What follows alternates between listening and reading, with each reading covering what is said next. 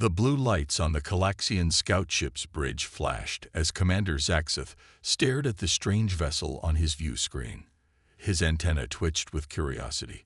The ship's markings were unlike anything in their database. It moved slowly through space, its metal hull reflecting the light of nearby stars. "Commander, the vessel matches no known military signatures," reported Officer Kierval, her scales shifting to a lighter shade of green. "But its size suggests weapon capabilities." Zax clicked his mandibles together, a habit he had when thinking deeply. The ship before them was large, bulky, and moved with no apparent concern for their presence. In his experience, such confidence usually meant superior firepower. Jack Miller was having a perfectly normal day in the cargo ship's maintenance shaft when everything went wrong. He whistled while fixing a broken cooling pipe, his tools floating beside him in the zero gravity. The ship's old systems always needed fixing, but he enjoyed the work. It kept his mind busy and gave his hands something to do. The first warning came through the ship's speakers. "Unknown vessels approaching. All crew to stations." The voice belonged to Susan Bennett, their communications officer. Jack recognized the tension in her voice. He grabbed his tools and pushed off the wall, floating toward the exit. That's when the whole ship shook. The lights flickered, and loose items bounced off the walls around him. On the Calaxian ship, Zax gave the order. "Send the warning shot. Let's see how they respond." He watched as a burst of energy crossed the space between their ships, striking the human vessel's shields. The response wasn't what he expected. Instead of powering weapons or shields, the ship just continued its steady course. More concerning was the message they received, transmitted in multiple frequencies. "This is the cargo vessel Northern Star. We are on a scheduled trade route and mean no harm. Please identify yourselves." Susan's voice was calm and clear, even as she sent emergency signals to Earth Defense Force channels. Zax's second-in-command, Mexti, hissed softly. "They ignore our warning. This must be a trick. No trader would be so bold in disputed space." The commander's antenna twitched again. Something felt wrong about this situation, but protocol was clear. Unknown vessels showing military capabilities in their space had to be investigated. "Prepare boarding parties," he ordered. "Full combat gear. Treat them as hostile until proven otherwise." Inside the Northern Star, Jack pulled himself through the corridors toward the engine room. The ship shook again, harder this time. He heard the metal hull groan under some kind of impact. "All crew, brace for boarding action." Susan's voice came through again. "Unknown aliens attempting to dock. This is not a drill." Jack reached the engine room just as Peter Thompson, their security chief, was distributing the few weapons they had. "Miller, grab a comm unit. We need you to keep the engines running if we have to make a quick exit." More impacts rattled the ship. Through the small windows, Jack could see several sleek alien vessels surrounding them. Their purple-tinted hulls seemed to absorb light rather than reflect it. The first explosion came from the cargo bay doors. The sound of metal being cut echoed through the ship's corridors. Jack heard the hiss of atmosphere escaping. Then the clang of magnetic boots on metal floors. "They're in." Peter's voice crackled over the comm. "Multiple boarders. Some kind of reptilian aliens. They're armed with, I don't know what those weapons are, but they're not using bullets." Jack tightened his grip on his wrench and checked his magnetic boots. If aliens wanted to board their ship, they'd learn that humans weren't easy prey. He didn't know why he felt like laughing, but a smile spread across his face anyway. The sound of alien weapons fire grew closer.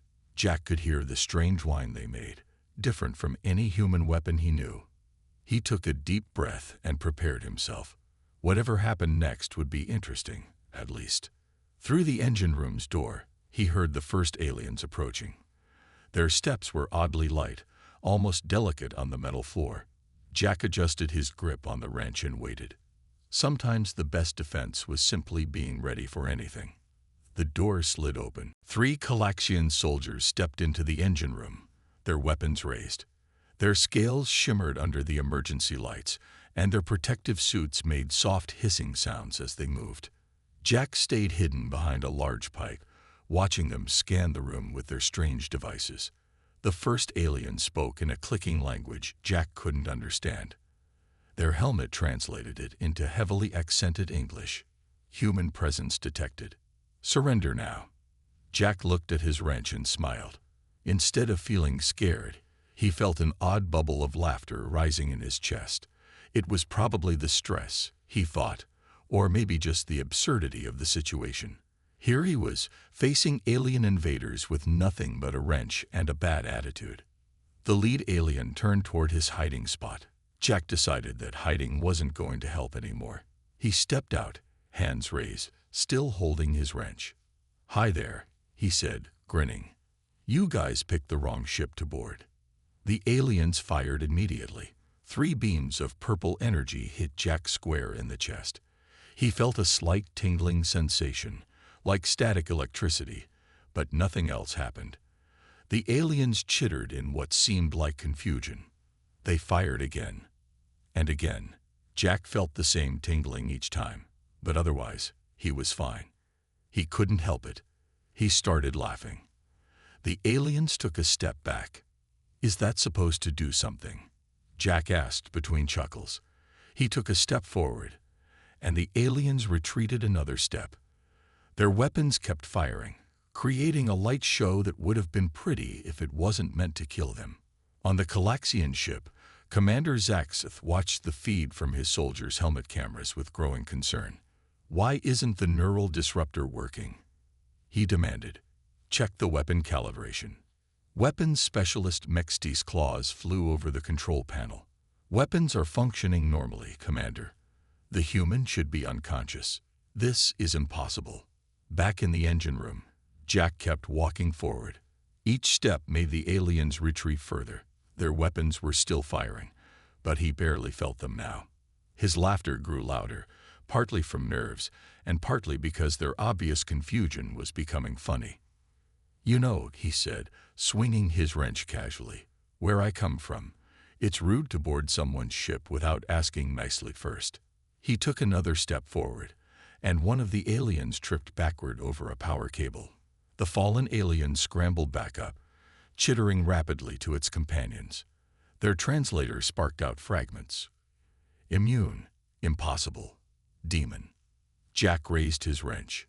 "Now, about those engines you damaged." He took another step forward, and the aliens finally broke. They turned and ran, their boots clanging on the metal floor as they retreated. In the ship's security center, Peter Thompson watched the scene on the cameras, his mouth hanging open. "Susan," he called over the comm, "are you seeing this?" "I'm seeing it," Susan replied, her voice filled with disbelief. "Jack's immune to their weapons, and he's laughing at them." The Calaxian boarding parties across the ship were receiving urgent messages from their first team. Reports of an invincible human, walking through their strongest weapons while laughing, spread quickly. The aliens' organized search patterns became chaos. Commander Zaxith watched his entire operation unravel. "How?" he demanded. "How is this possible?" His science officer, Yaxpor, studied the readings from the neural disruptors. "Commander, the human's nervous system. It's different. The genetic structure is unlike anything in our database. Our weapons were designed to affect standard human biology. But this one..." Jack walked through his ship's corridors, still chuckling. He found more alien boarding parties, and each time the result was the same. They would fire, nothing would happen, and they would retreat in confusion. His laughter seemed to disturb them more than anything else. He keyed his comm unit.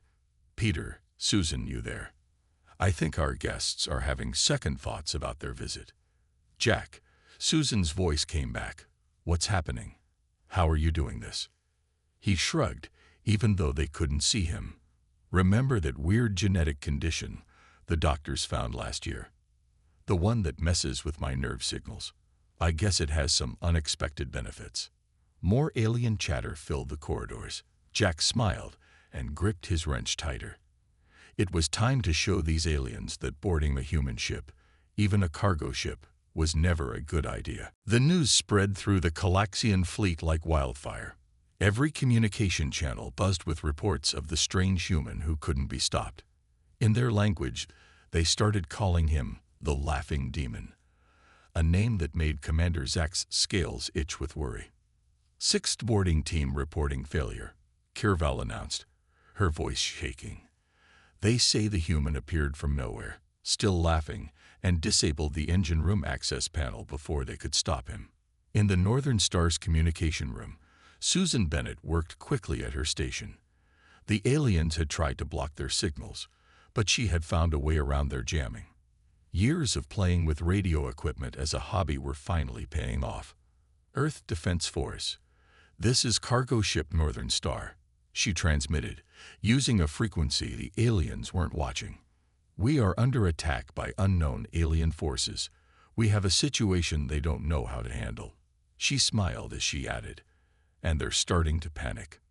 Jack moved through the ship's maintenance tunnels, using his knowledge of the vessel's layout to appear where the aliens least expected him. Every time they shot him, their confusion grew. Their weapons made pretty light shows, but that was all they did to him. "Hey, Peter," he called over his comm unit. "How are things looking from security?" Peter's voice came back with a hint of amusement. "You should see their thermal signatures, Jack. Every time you show up, they scatter like scared cats. I've never seen anything like it." A group of Calaxian soldiers turned a corner and found Jack waiting for them. He waved cheerfully. "Hi there." Lost. The aliens raised their weapons, but their hands were shaking now. The stories had reached them. Nothing they had would work on this human. Jack stepped forward, still smiling. "You know, I'm curious. Did any of you think to just ask permission to come aboard?" He tapped his wrench against the wall, making a rhythm. "I mean, we're reasonable people. We like visitors, just not the shooting kind." The aliens backed away, their translators spitting out fragments of their panicked conversation. "It's him, the laughing one. Can't be hurt. Retreat." On the Calaxian command ship, Commander Zaxith faced a crisis. His boarding teams were falling apart. The simple raid on what they thought was a disguised military vessel had turned into a nightmare. And now their sensors detected something worse. "Commander," Mexti called out, "we're picking up human ships approaching at high speed. Military signatures." Susan's signal had worked. The Earth Defense Force was coming. She sent another message to the approaching ships. "Be advised, we have found a significant weakness in their weapons, and we have our own secret weapon. They're terrified of our maintenance engineer." Jack had made his way to the cargo bay where the aliens first entered. He found their cutting equipment still attached to the hull.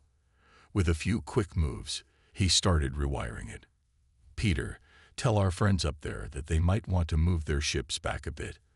I'm about to give them a light show of my own." The modified alien equipment sparked to life, sending energy pulses back through the docking tubes. On the alien ships, systems started going haywire. Lights flickered and gravity generators stuttered. "What's happening?"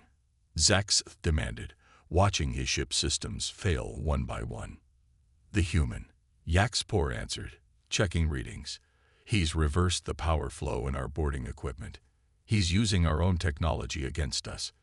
Jack's laugh echoed through the ship's comm system. He had found the alien communication frequency and patched himself in. "Consider this a friendly warning," he said to the alien ships. "Next time, just knock on the door and ask nicely." The Calaxian soldiers still on the Northern Star heard his voice through their own comms and finally lost their nerve completely. They ran back to their ships, not even trying to hide their fear anymore. The human who couldn't be stopped, who laughed at their weapons, had become something out of their nightmares. And through it all, Jack kept smiling. He hadn't planned on becoming an alien's worst fear today, but sometimes life was funny that way. Amy Foster stood on the bridge of her Earth Defense Force ship, watching the alien vessels on her view screen. Their strange purple ships were still surrounding the cargo vessel Northern Star, but something was clearly wrong. The alien ships were moving erratically, as if they couldn't decide whether to stay or run. "Man, you need to hear this," her communications officer said, trying not to smile. "The cargo ship's crew is sending us updates about their situation. It's unusual." The report made Amy raise her eyebrows. A single maintenance engineer had the entire alien boarding force in retreat. She had to hear this for herself. Inside the Northern Star, Jack was having the time of his life. He walked through another corridor, whistling. 2 more alien soldiers saw him and immediately ran the other way. Their panic was almost funny now. "Peter," he called over his comm, "how many of our guests are still aboard?" "About 10, Peter replied from the security center. "They're trapped in the forward cargo bay." "And Jack?" "They're building barricades. They're more afraid of you than they are of being trapped." Jack laughed again, the sound echoing through the ship's halls. On the alien command ship, Commander Zaxith heard that laugh through his ship's speakers and felt his scales turn pale. "Commander," Kerval reported, "the human ships are hailing us. They're offering us a chance to surrender." Zaxith clicked his mandibles nervously. His entire fleet was being humbled by a cargo ship crew, all because of one human who wouldn't fall down when shot. Even worse, that human kept laughing about it. In the Northern Star's engine room, Susan had joined Jack to help him with repairs. "You know," she said, watching him work, "I never thought your weird medical condition would save our lives." Jack smiled as he reconnected some wires. "Mom always said being different would come in handy someday. I don't think this is what she meant, though." He remembered the day the doctors had told him about his condition. His nerves didn't work quite right. They couldn't carry pain signals properly, and they responded strangely to electrical impulses. It had worried his parents, but Jack had learned to live with it. Now it was keeping him alive. On her ship, Amy Foster received a strange request from the alien commander. They wanted to know if all humans were like Jack. The idea seemed to terrify them. "Tell them no," she replied, trying not to laugh herself. "Tell them he's one of a kind, but also tell them that every human is different in their own way. They might want to remember that." The remaining alien soldiers in the cargo bay heard footsteps approaching. They gripped their useless weapons tighter. The sound of whistling reached them. That same tune the human always whistled before he appeared. "You know," Jack's voice came from outside their barricade, "this is getting a bit silly. Why don't we talk about this? I'll even put down my wrench." The aliens looked at each other. Their translators turned their words to English. "The laughing one offers peace. Can we trust him?" Jack waited patiently outside. He had learned that his laugh scared them more than any weapon. It was strange. Humans laughed when things were funny, but these aliens seemed to think laughter was a sign of something dangerous. "Your ships are surrounded," he called out. "Earth Defense Force is here, but nobody else has to get hurt. Well, not that you managed to hurt anyone in the first place." He couldn't help it. He chuckled at his own joke. The sound made the aliens behind the barricade jump. To them, that laugh had become the sound of their worst failure, a reminder that everything they thought they knew about humans was wrong. The alien soldiers made their choice. Slowly, carefully, they opened the cargo bay door. Commander Zaxith paced on his bridge, his claws clicking against the metal floor. The human ships surrounded his fleet now. His soldiers were either hiding or running back to their ships in fear, all because of one laughing human who wouldn't fall down when shot. "Commander," Kerval said softly, "perhaps we should try to understand why our weapons failed. The human, he's different from their database records." Zaxith stopped pacing. In all his years of service, he had never faced a situation like this. His weapons were useless, his soldiers were scared, and that human's laugh kept playing in his mind. On the Northern Star, Jack stood in front of the alien barricade in the cargo bay. The door was open now, and he could see the aliens watching him nervously. He kept his wrench lowered and tried to look friendly. "So," he said, "want to tell me why you attacked our ship?" "We're just hauling cargo, you know. Nothing exciting except some machine parts and coffee beans." The alien translator crackled. Your ship matches size of human warrior vessel. We thought, deception. Jack couldn't help but laugh, which made the aliens flinch. You mean you thought we were pretending to be a cargo ship? That's why all this happened. In the ship's security center, Peter watched the scene on his monitors. Susan, he called over the comm. Are you getting this? They attacked us because our ship is big. Susan's voice came back with a touch of amusement. Sending this to Amy Foster now. Looks like we had a case of really bad first impressions. Amy Foster received the information on her bridge. She shook her head, smiling slightly. What had started as a potential war was turning into something almost funny. She opened a channel to the alien commander's ship. Commander Zaxeth, she said, I think we need to talk about ship identification protocols. On the alien ship, young officer Kiraval watched her commander carefully. She had been taught that humans were dangerous and unpredictable. But now she wondered if perhaps they had been wrong about many things. Commander, she said, the human crew. They haven't hurt any of our soldiers. Even the laughing one only disabled our equipment. He never attacked anyone. Zaxth realized she was right. Despite having every reason to fight back violently, the humans had shown remarkable restraint. Even their unstoppable engineer had only laughed and played with them. Back in the cargo bay, Jack sat down on a crate, still keeping his distance from the nervous aliens. You know what's really funny about all this? He said. If you'd just scanned our cargo or asked to inspect us, we would have let you. We're pretty friendly once you get to know us. The aliens looked at each other, their translators working overtime as they discussed this. Finally, one stepped forward slightly. The laughing one speaks truth. We acted too quickly. Made wrong choice. Jack nodded. Everyone makes mistakes. The important thing is learning from them. He grinned. Though I have to admit, finding out I'm immune to your weapons was a pretty fun way to spend an afternoon.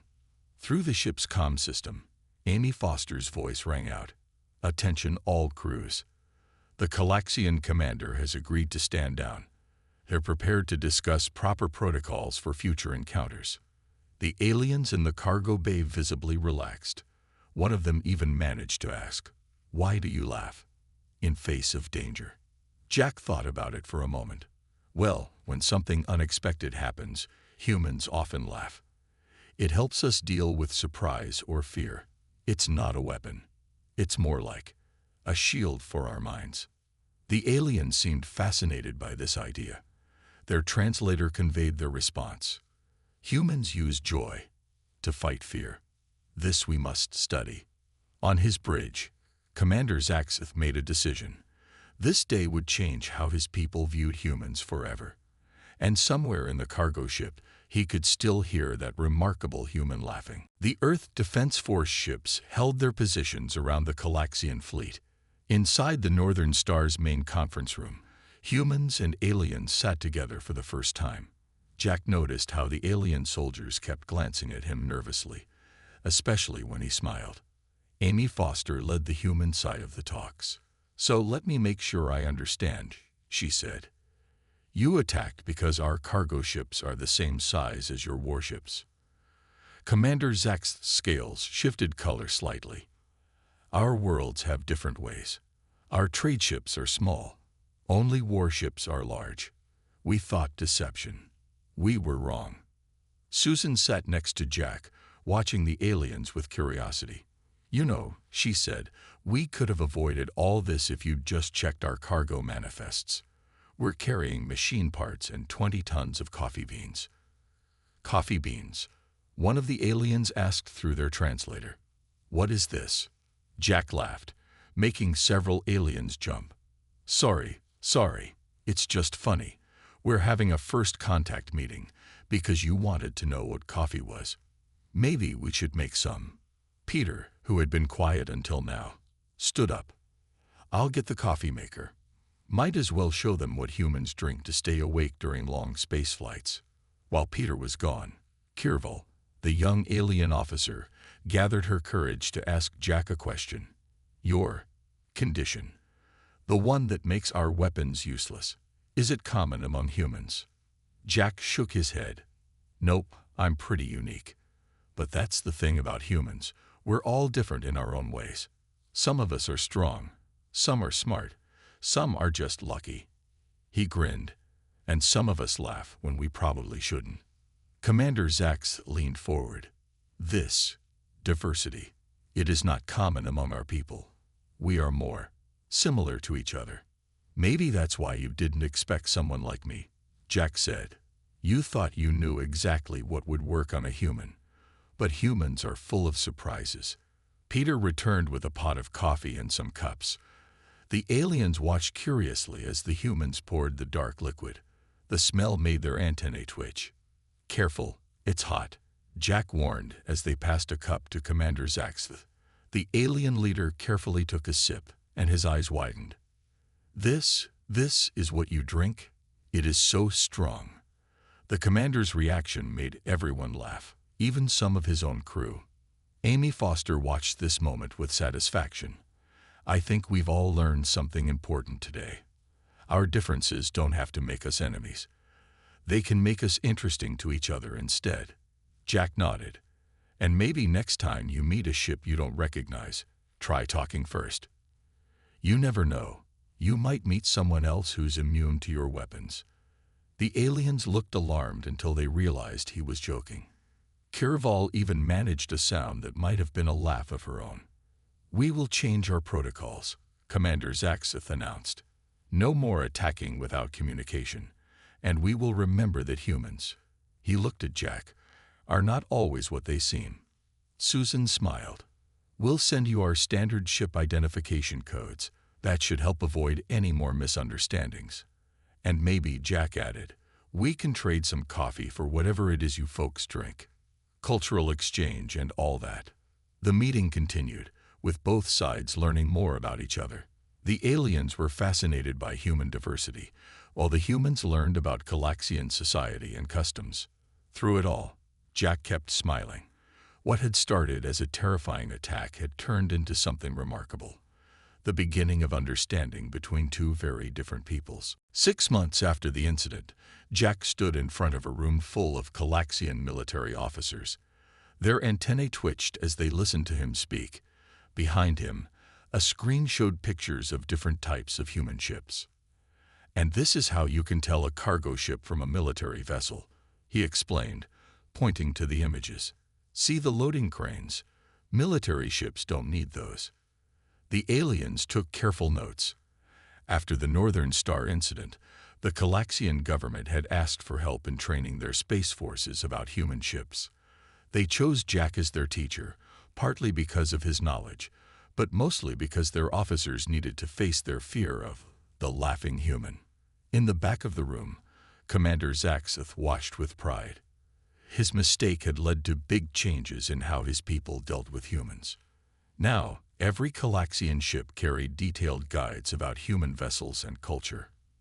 Remember, Jack continued, humans come in all types. Some are strong, some are weak, some are serious, some laugh a lot. He grinned, making a few officers shift nervously in their seats, but all of us like to be treated with respect. After the class, Kirval, now promoted to first officer, approached Jack with a steaming cup. We made the coffee like you showed us, she said. Did we do it right? Jack took a sip and smiled. Perfect.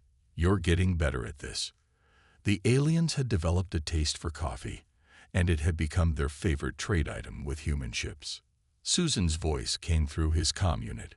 Jack, the new trade route plans are ready. The Galaxians have approved all our cargo ship paths through their space. Things had changed a lot since that first meeting. The Northern Star now made regular runs through Galaxian space, carrying coffee and other human goods. Other cargo ships followed the same routes, and there hadn't been a single mistake since the new rules were put in place. Peter had helped design a new identification system for ships, combining human and Galaxian technology. It made sure no one would mistake a cargo ship for a warship again. You know what's funny? Jack said to Kirval, as they walked through the Calaxian space station. All this happened because your weapons didn't work on me. Sometimes the best things come from mistakes. Kirval nodded. We have a saying now.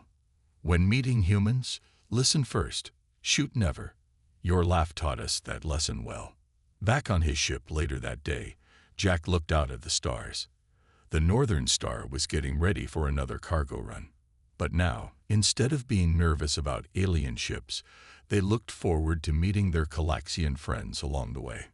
Amy Foster had made sure the story spread through the Earth Defense Force. Every human ship now knew how one maintenance engineer's laugh had prevented a war.